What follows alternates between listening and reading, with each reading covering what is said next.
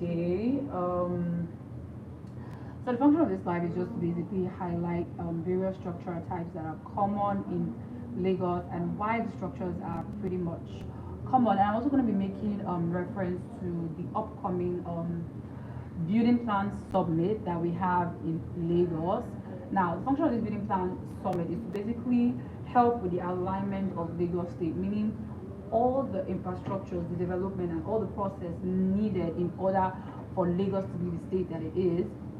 What are the infrastructural changes that are going to be done? So today we're going to be talking about the construction types that are common in various sectors in Lagos and why. I'm going to be giving you guys a little bit of a background history. So welcome to this live. My name is Amadi Gift and I'm the managing director of Victoria Acres, whereby the water flow, let's say the water, instead of water to go up, it's like flowing and it's coming down. It's like a C curve kind of situation. So the water splashes and then goes back in. So it's like a reverse kind of a machine. So that's one of the things that they have to do in Eco Atlantic City to ensure that Kofa Abayomi flooding is reduced. Now, ever since they did that, that city or that particular place in Lagos State has had minimal and reduced flooding issues. So now, why do we have lots of high rises in Victoria Island? There's scarcity of land. So when you find a land, you would want to sweat out the assets. Number two, Victoria Island is also known as a CBD, a central business district, meaning you can have mixed development here, meaning you can have high-rise with major corporations operating here in Victoria Island. So that's one of the things that made the city, number one, that's one of the things that made the city popular, high-rise business, mega corporations. What app is that? Oh, I'm sorry, something is popping. Okay, something just came up. So typical housing structures that are common in Victoria Island are high-rise, and it's done that way to manage the overpopulation. It's also done that way to ensure that anybody who is building here is in the proper city layout. It's also done that way to help reduce flooding. Now let's go back to Lekki Phase 1.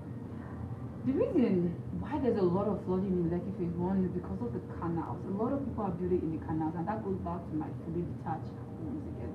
I feel like we should have a place in the Lagos State map where you're allowed to have fully detached, like Pinot Beach Estate.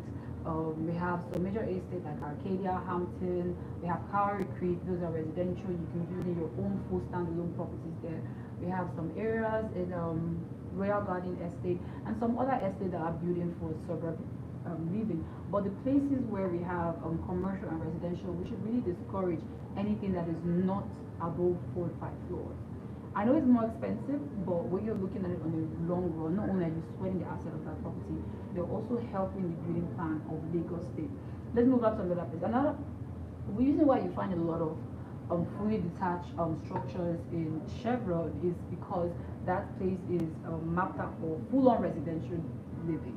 So we have full-on residential living, meaning you can build your fully detached, your semi-detached, your apartments and everything there. You can build any structure that you want because it's mapped for full-on residential living. Now, the reason why a lot of people are experiencing demolition in Chevron is because apart from knowing the developer that owns the property, a lot of people of finding out what the person owns.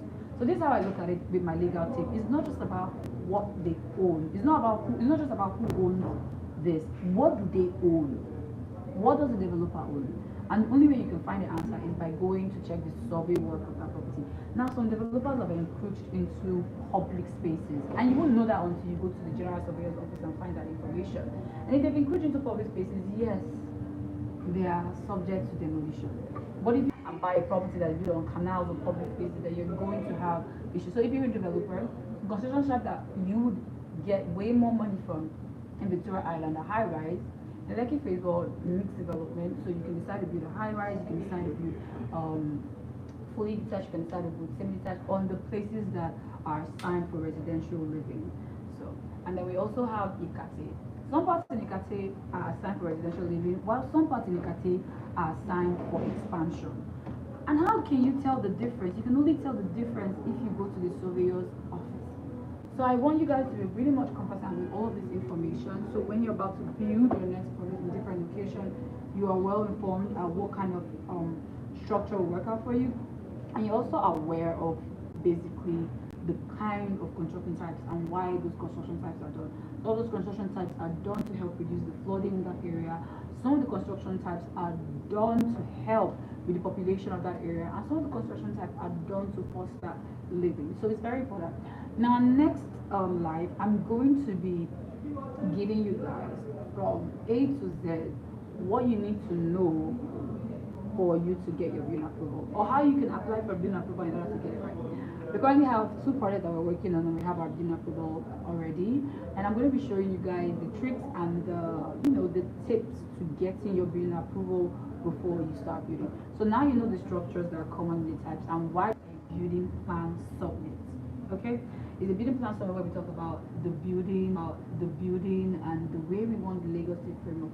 That's how we decided to start with the new construction of the highway, because we realized that our population, traffic, we need alternative routes. So I'm going to be educating and also giving out information from those forums on what the plan is for Lagos State, because I feel like we also need to, apart from selling homes, we also need to carry our clientele along. Thank you for watching. I hope you guys had a great session, and join my next session where we talked about the tricks and the tips to getting building approval and having it right in time. Thank you.